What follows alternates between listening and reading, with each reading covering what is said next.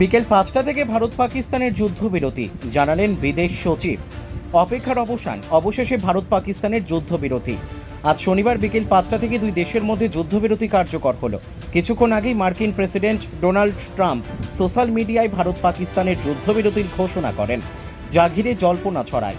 কিছুক্ষণের মধ্যেই ভারতের বিদেশ সচিব বিক্রম মিস্ত্রি সাংবাদিক বৈঠক করে জানালেন যুদ্ধবিরতিতে রাজি ভারতও।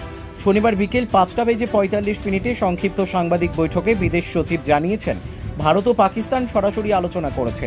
আজ বিকেল থেকে দুই দেশ জল, স্থল ও আকাশপথে একে অপরের ওপর আর হামলা করবে না। সাংবাদিক বৈঠকে বিদেশ সচিব বিক্রম মিস্ত্রি এও জানিয়েছেন আজ দুপুর ৩:৩০টায় পাকিস্তানের তরফে ভারতে ফোন করা হয়। আজ বিকেল ৫টা থেকে যুদ্ধবিরতিতে রাজি হয়েছে দুই দেশ। আগামী ১২ই মে ফের সামরিক প্রধানরা বৈঠক করবেন, তারপর পরবর্তী পদক্ষেপের ঘোষণা করা হবে।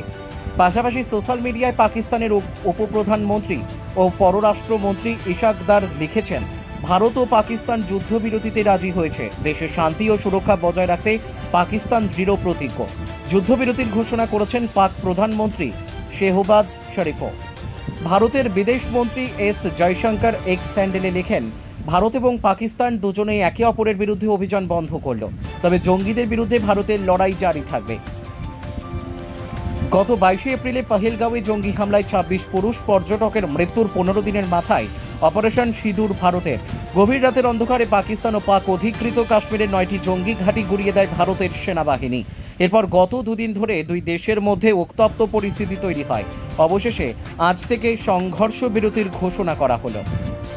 ব্যুরো রিপোর্ট, আমাদের TV. Good evening, ladies and gentlemen.